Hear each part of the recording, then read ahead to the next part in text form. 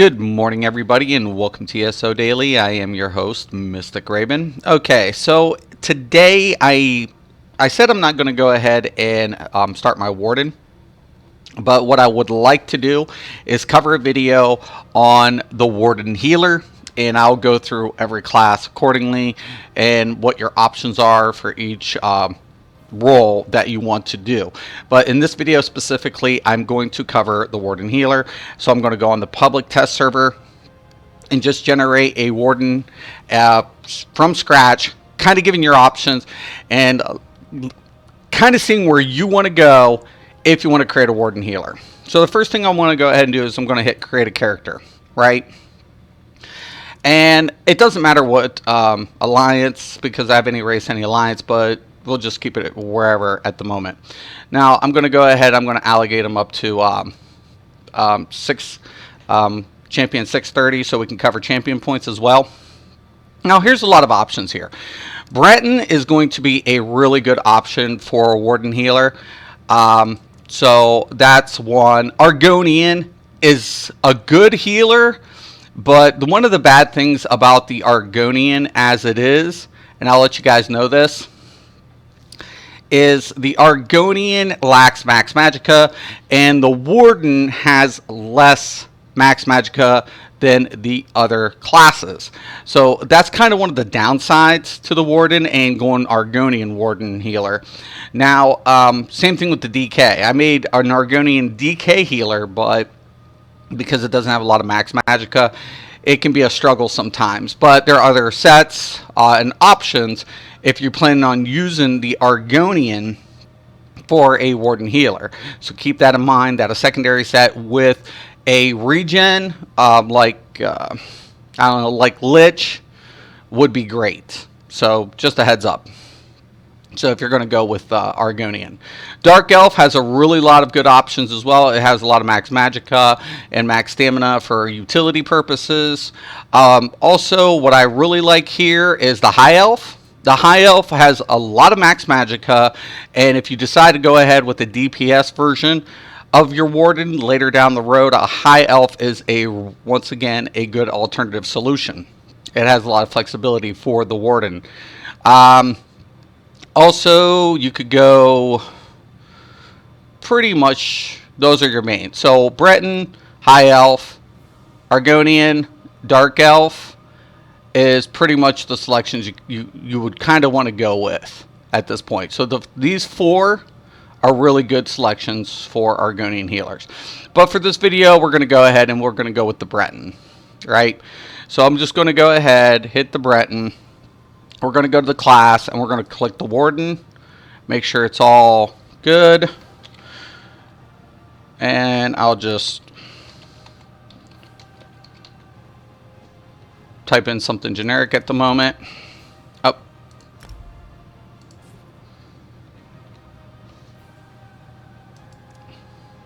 Alright. So we're going to go ahead and go in. And we're going to, since I already have a lot of points in skill points, we're just going to go ahead, unlock the passives, cover the passives, and then we'll start getting into skills, morphs, and options. I'll put on some gear, but it's not going to be ideal. I'm limited for what the devs give me, but it'll kind of give you a general idea with what options you can go.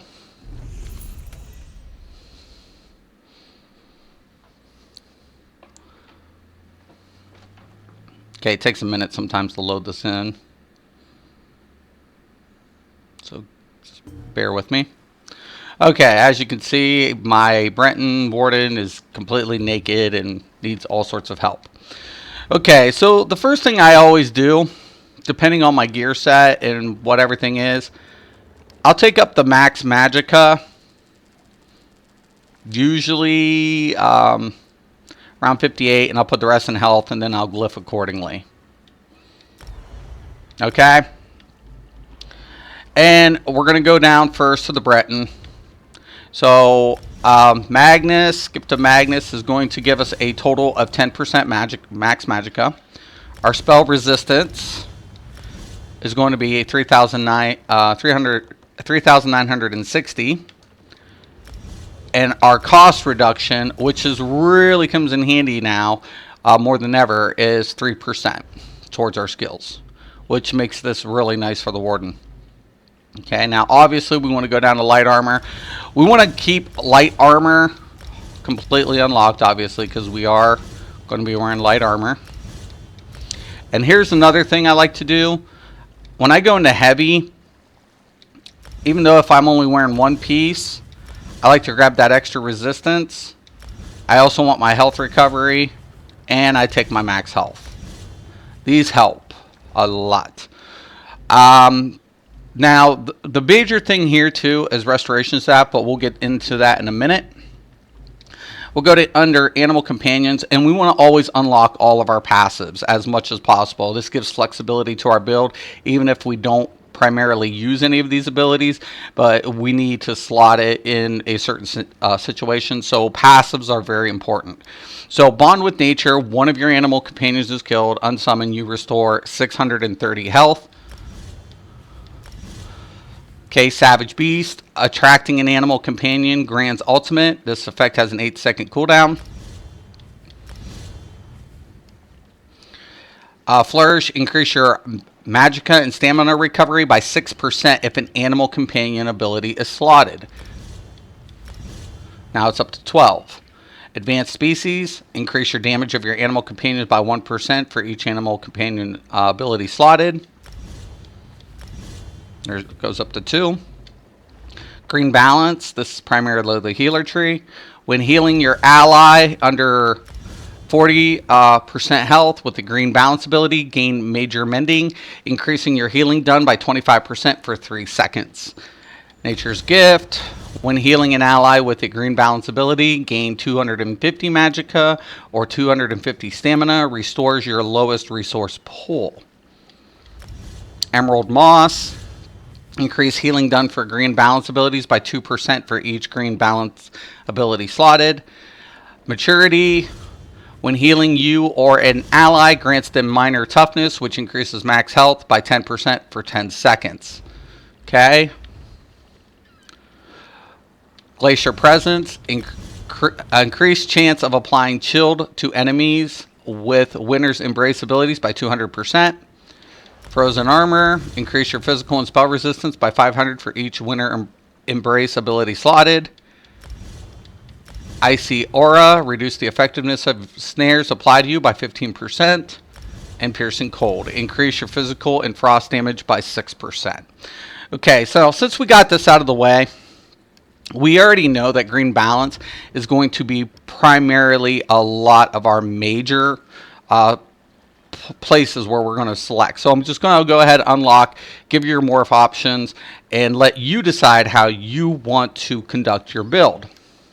And I'll kind of give you an input of which directions I would go.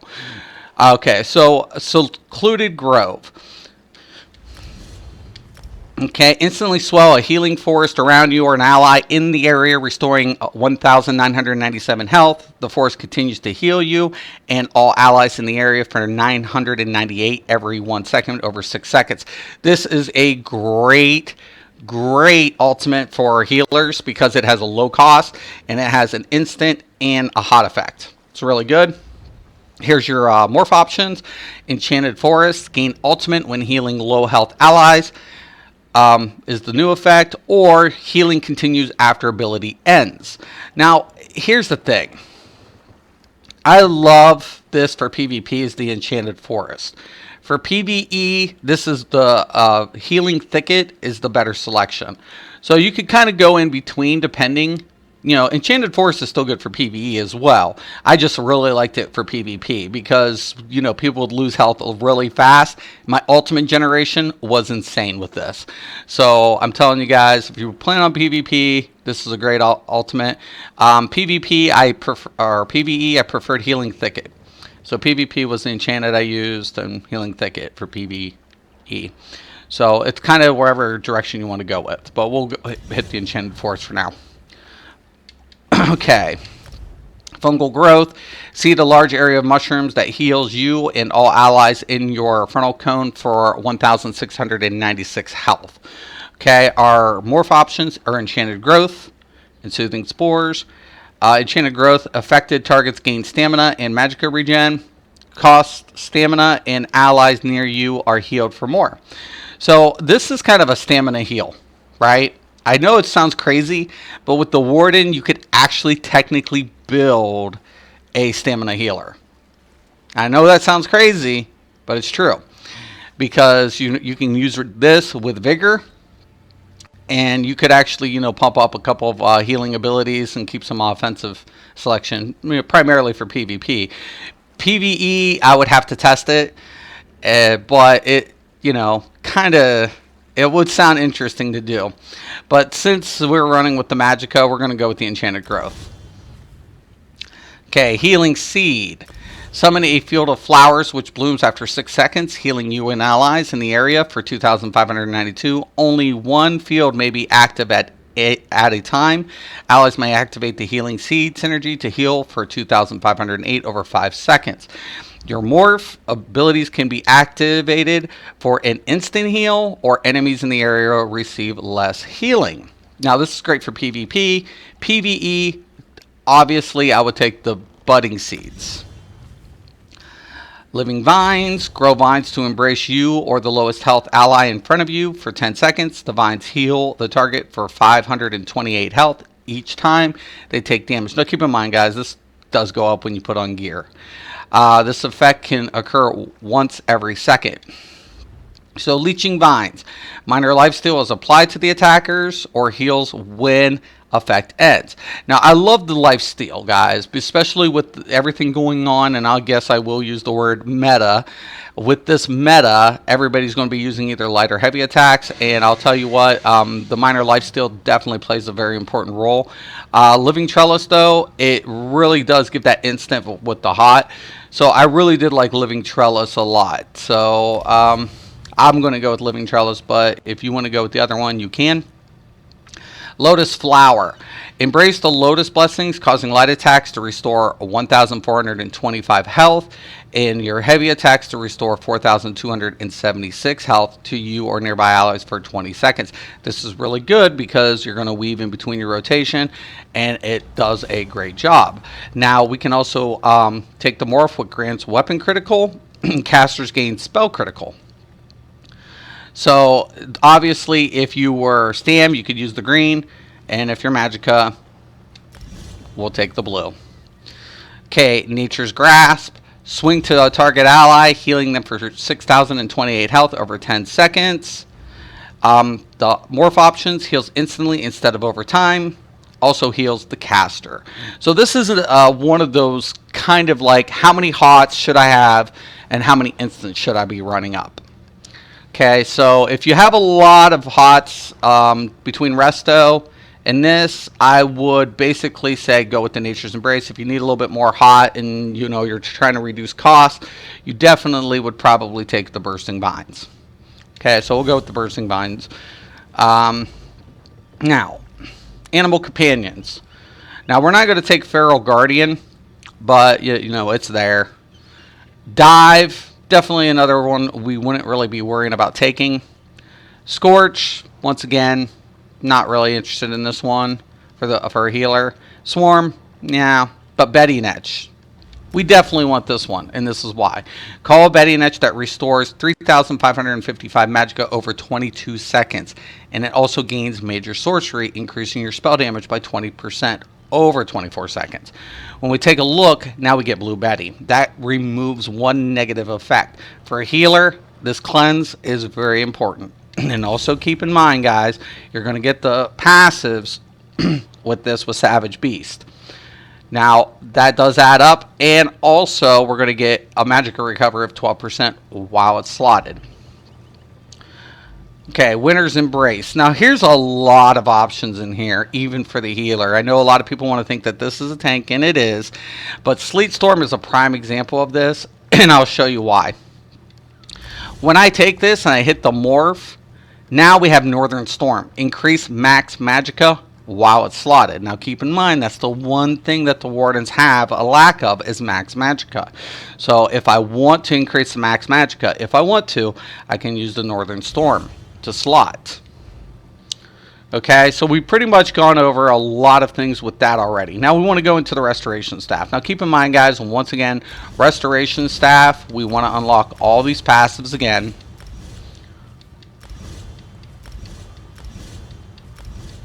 And we'll go over all the rest though. Okay, so grand healing, we're pretty familiar with. Summoning restoring spirits with your staff, healing you or your allies in the area for 492 health, an additional 492 health every second for 3 seconds. The morph, illustrious healing. Now, here's the thing about this. It has an increased duration, which is nice, especially now with all the cost effects. You want to go ahead and try to manage your resources very carefully. Healing Springs, though, we restore magicka for each friendly target initially healed. So the more people in the area we're regaining. Illustrious healing, in my opinion, is good, but it needs something else because that's why most people don't use it. So everybody usually goes with the Healing Springs. Regeneration, share your staff's life-giving energy, healing you or up to 2 nearby allies for 3,795 health over 20 seconds. The morphs, rapid regeneration. The heal over time is shorter, but ticks faster and more often, which is really nice. This does come in handy, especially for like PvP situations. Mutagen, if you or your allies are low on health, the heal over time is consumed to heal immediately and remove a harmful effect. This is kind of, once again, why everybody goes with mutagen, because of that cleanse. So rapid regen's good, you know, especially for a nice hot, because it hits harder. But mutagen with the cleanse definitely comes in handy unless you're a Templar, and most of the time you wouldn't use this anyways. Blessing of Protection, slam your staff down to activate its blessings, healing you and your allies in front of you for 1,226 health. Also grants Minor Resolve and Minor Ward, increasing you or your allies' physical resistance and spell resistance by 1,320 for 8 seconds. Here's the deal, guys. So Blessing of Restoration, increase the size and healing done in its duration. But this has always been the big one. Also grants Minor Berserk, increasing you and your allies' damage done. If you're a healer, I hate to say it, you're always going to be using Combat Prayer, especially in Trials. You want to buff. If one healer's running this, you're good to go. Then you don't need to slot a second one. But Combat Prayer is always a must. It's always a must. You know, you want to increase that damage. You want to buff and heal. That's the healer's job. Steadfast Ward, call on your staff's strength to protect you or the lowest health ally around you with a damage shield that absorbs 1,430 damage. The shield's strength is increased up to 300% depending on target severity of the target's wounds. Morphs, ward ally, cast 2 shields instead of 1 with 1 shield always on yourself, or Healing Ward heals the target on cast and also when the shield expires. Healing Ward for me has always been the bread and butter of every heal roll that I've ever done. It's not a spammable per se because its cost is very, very, very expensive, but it's an oh shit button. It will keep a party from wiping. It will save you time from having to res somebody versus, you know, spending this cost and, you know, mitigating their damage. So once again, I always suggest, you don't always have to run Healing Ward, especially in Trials as a prime example. Healing Ward in Trials can be a little overkill, depending on what you're running with another healer. But in 4-mans, Healing Ward is a great, great option here. Okay, now here's another one I wanted to go over with too in Winter's Embrace. Frost Cloak. I love this because you can wrap a thick cloak of ice around you and nearby allies. Okay, so if you want to do further mitigation for your party, and it also increases their physical resistance and spell resistance. So the one thing I'm always going to tell people to do, if depending on your rotation, Ice Fortress is really, really good, even for the healer. And also crystallized shields. This is okay, you know, if you're PvPing. Okay. So we got a couple of skills lined up and everything's kind of, you know, looking good here. So now also, oh, wait 1 second. So we're going to go also into Assault. We want to pick up the Warhorn. Everybody knows that's what we're going to go ahead and do. And then on top of it, we're going to go ahead and we're going to go down to Support. And I always take the Barrier for the extra regen. So I'll take Reviving Barrier Okay, so there's that. And then you always, if you're taking Reviving Barrier, make sure you get the 2 points in here, so you're getting that 10%. So the major thing that I always want to go ahead and do, we'll get into the gear. And for example, let's try the new trial sets. So we're going to go with the Adventures set. And let's go with something like the Healing Mage set. Okay. Just, you know, for example. Okay. And I'll just take everything out.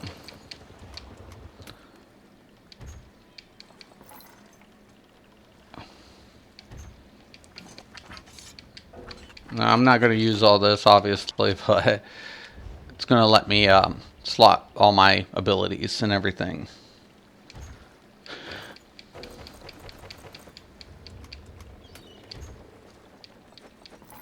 Okay.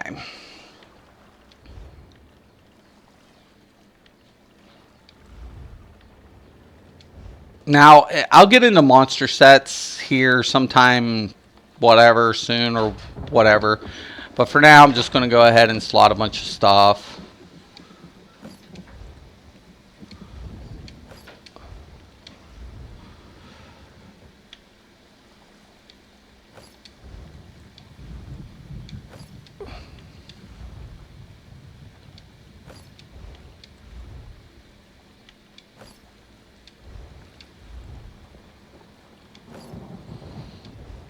Okay.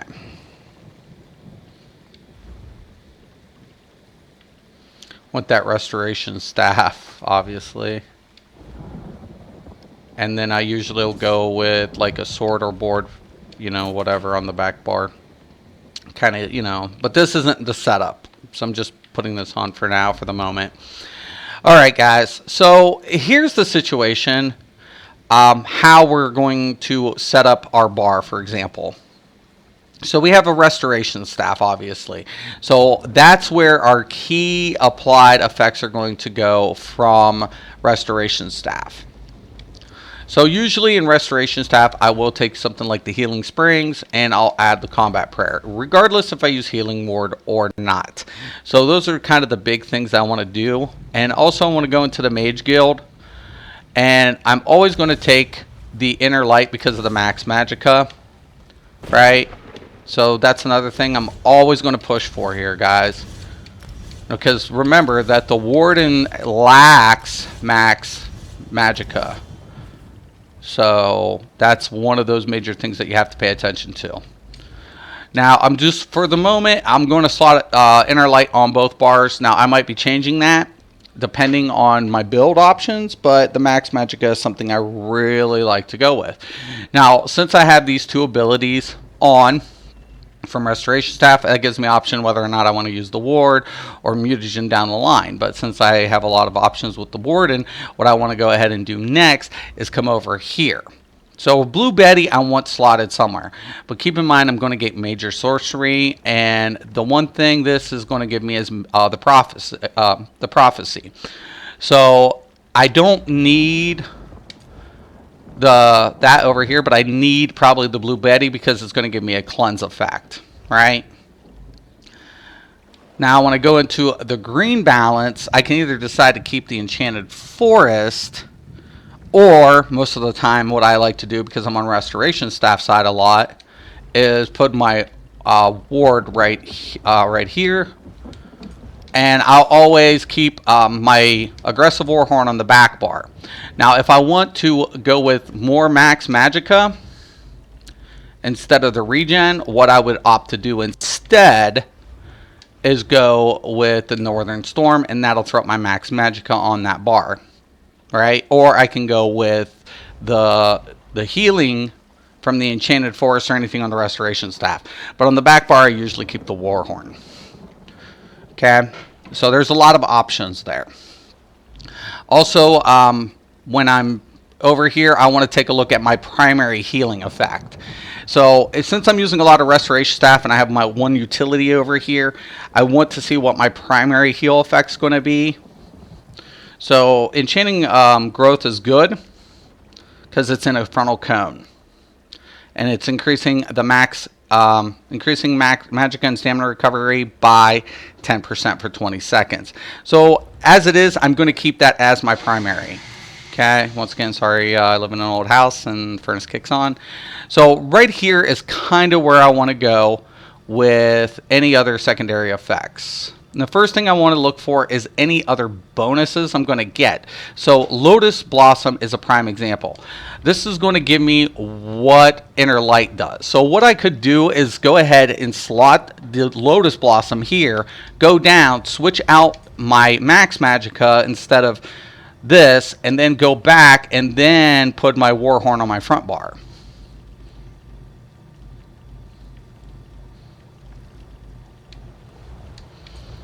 So since I don't have that 5% extra Max Magicka, Northern Storm's going to give me 8%. So it's a great option there. So I'm covering that ground, and using the Lotus Blossom, I'm going to get my Major Prophecy. So these two will replace Inner Light, and I'll get that nice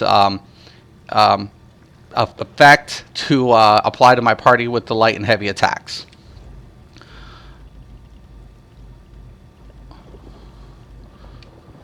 Another thing I want to go ahead and do is probably add a mitigating effect. Now, since I'm on this bar, this is where Ice Fortress comes in, because it's going to reduce the amount of healing they're going to be needing, and it's also going to give them a buff. Now, if a tank's going to be running this, a Warden tank, you wouldn't need this slotted. But for now, I really like this idea because it's going to basically buff the party and give them and give me minor protection.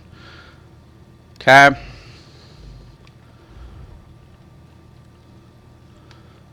Now I can go ahead and put in something like the Bubbling Seeds here. I can also put the Living Trellis. And so I have the Budding Seeds, the Living Trellis, and the Bursting Vines. Okay. And then when I go up here, you know, before anything else is applied, the Max Magic is on this side, it's 22. Come over here. Now, mind you, I don't have the Mundus, is 22, and Max Health. And now, mind you, I don't have any food buffs or anything on as well. So, 22 on this. And if you take a look over here, we're at 22 again. So, that's the major thing, is trying to keep the balance between your bar swap as much as possible. That's a very, very important thing when we're taking a look. Now, let's talk monster sets. If you're going with a dual wield, which would increase your healing from Twin Blade and Blunt, you could go ahead and slot a full monster set, right? You can do that. If you're running a 5-3-2 setup, so imagine I'm running, you know, 5 Inventors right here.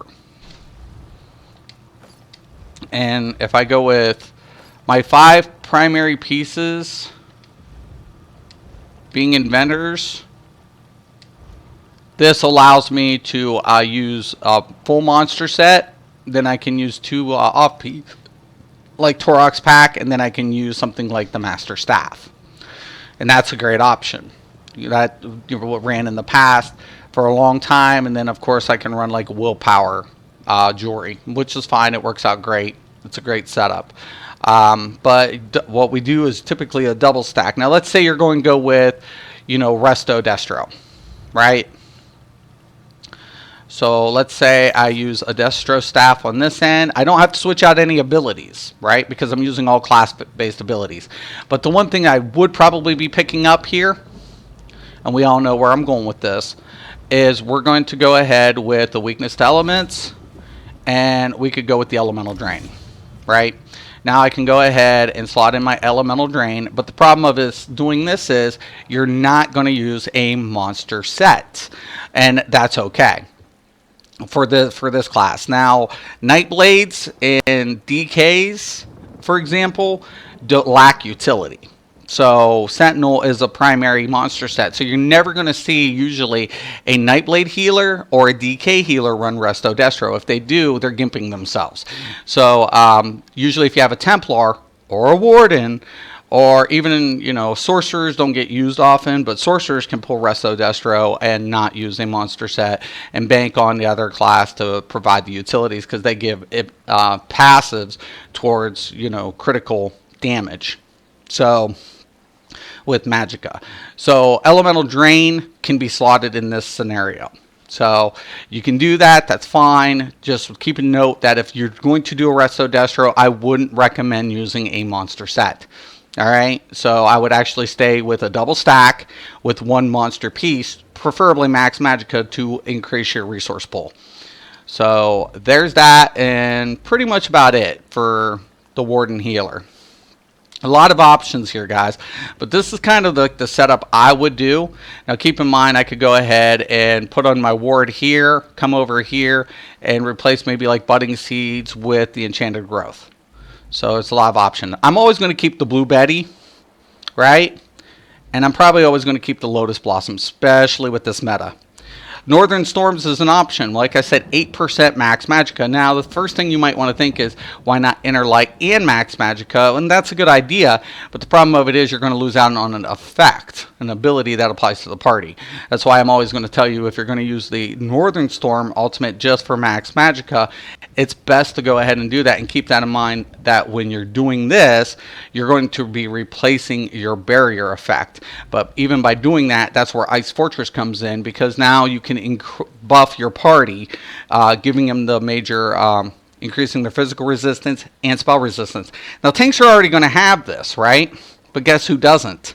Your DPS typically, unless they're a sorcerer. Stamsork. Stamsork are always going to have Hurricane on, so they're always going to get this. But once again, I would rather go ahead, mitigate the damage, increasing their resistance, and then have to heal the difference. So that's just me. But yeah, guys, it's pretty good, man. Also, if you wanted to, instead of using the Ice Fortress, you can go with something like the Shield. You know? Yeah, I don't think it'll... Yeah, no. But that only applies to you. But Ice Fortress is great. I would probably stay with the Ice Fortress. So... Or unless you want to go drop and put another heal. But that's kind of overkill. You can't overheal the difference. So we got all of our buffs. We got all of our heals. We got our hots. We got our dots. We got our utilities. And this is a pretty solid setup besides the gear. Now, as far as gear options, that's going to be completely up to you. I would recommend getting Spell Power Cure because of the Max Magicka, and maybe a set that has one regen. Now, Warden has a lot of utilities. So a full regen set isn't going to be a necessity.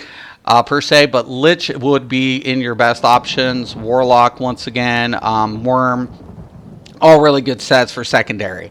So, and as far as your Munduses go, once again, it depends on what you're trying to do. If you want to go ahead and increase your critical healing, you could go with the Thief if you're not running a crit set. But if you're running a crit set, you wouldn't want to go with the Thief, you could go with something like the Ritual. But if you're going with base healing without crit, you could go with something more along the lines of increasing your Max Magicka with the Mage.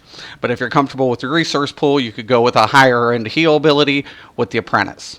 Alright, so there's your options as far as Munduses and how you could correlate depending on your gear. But gear selection is once again a preference situation. A lot of people are going to want you to have a trial set. So let's say if we're going to run a trial set kind of like the Inventors here, right?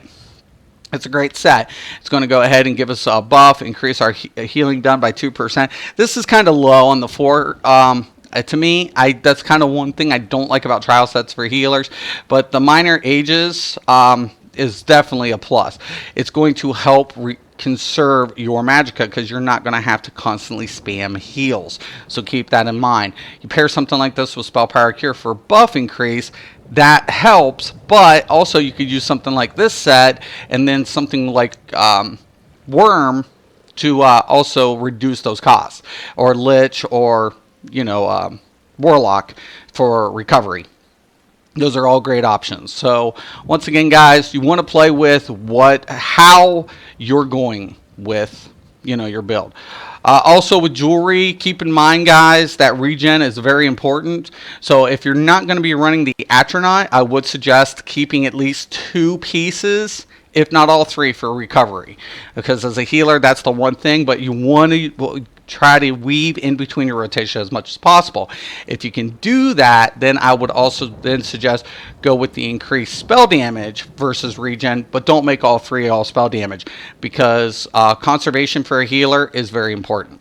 But there it is, pretty much said and done. If you have any questions or comments, please post below. I do want to thank you for watching, and once again and always, have a nice day.